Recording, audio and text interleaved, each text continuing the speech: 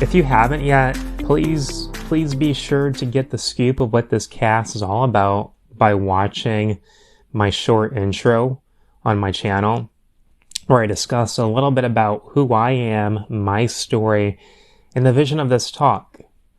I really do look forward to getting into a variety of these subjects on these themes, especially what it means to be a guy of faith in current culture. And I want to involve you, the listener, for this roundtable dialogue. And that's why it's going to make this uniquely different from all the other talks out there, because I'm not just trying to do this for my own show or my own fan club here with some nice marketing campaign, but I want to take a unique approach that involves a dialogue between me and people that I'm going to have on here and you, the listener, and those that are in the comments. Because I think that this is something lacking within the podcast realm. But lately, I've been a bit bothered by a lack of understanding going on when it comes to opposing sides on an issue. And I get it. We all want to be right. We all have an opinion and must get it out immediately and take to our pages and vent, you know. And that is the beauty of social media. You know, it gives us this capacity to vent and to express ourselves.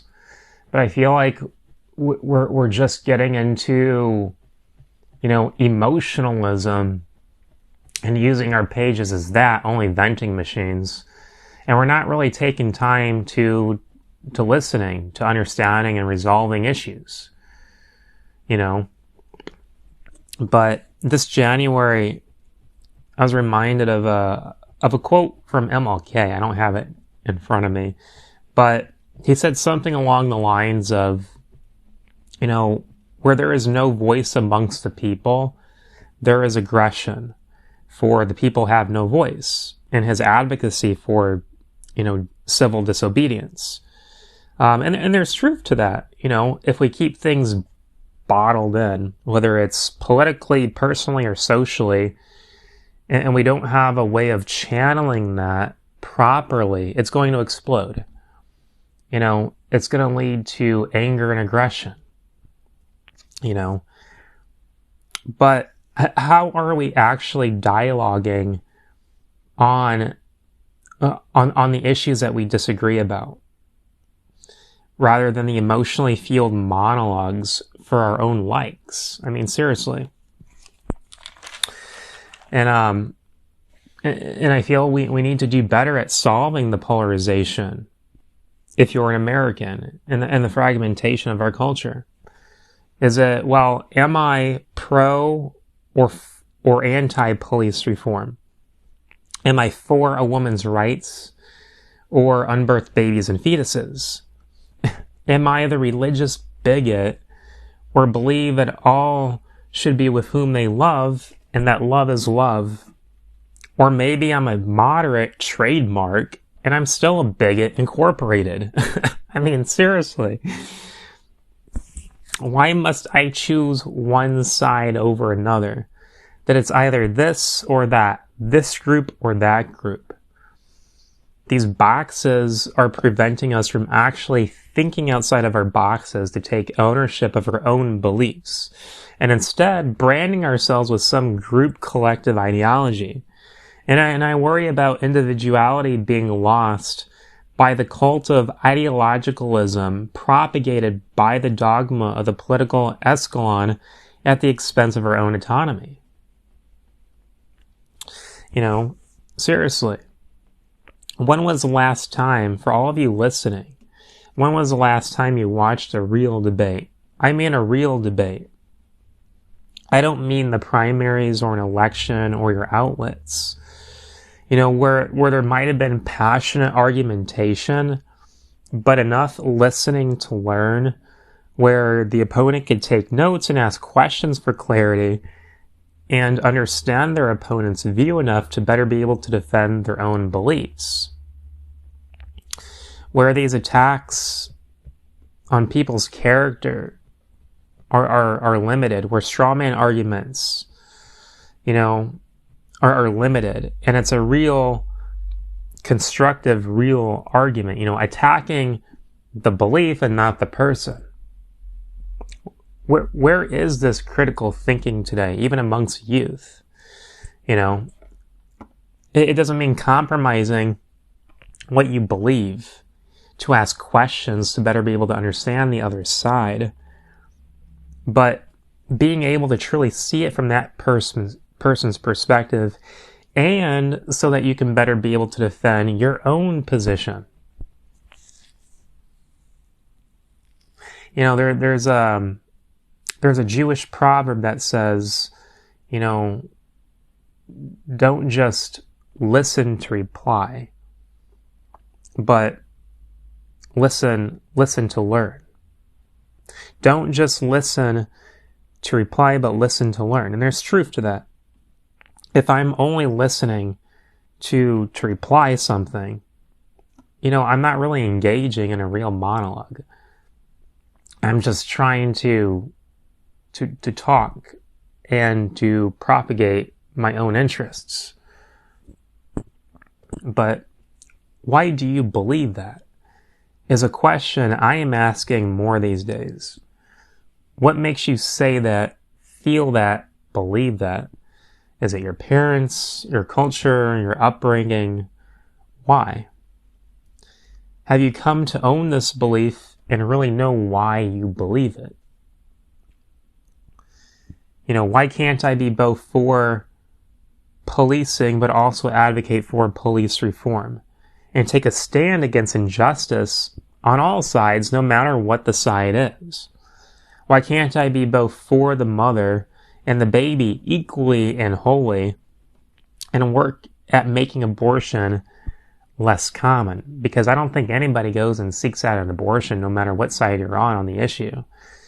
We should be going after and punishing the rapists and the incestualists and making these things less common so that they don't become a political issue in the first place. But somehow, for me to do so makes me a disloyalist if I don't pick and choose a side. That if I support my party but also criticize it at the same time, that somehow I am a disloyalist and I'm about to be canceled. Does anybody see where I'm going with this? I mean, seriously, we gotta stop putting ourselves into these blocks, these boxes that are limiting us to actually think and take ownership of our beliefs, and continuing this cycle of these tribalistic bodies just competing for more power and more influence in culture.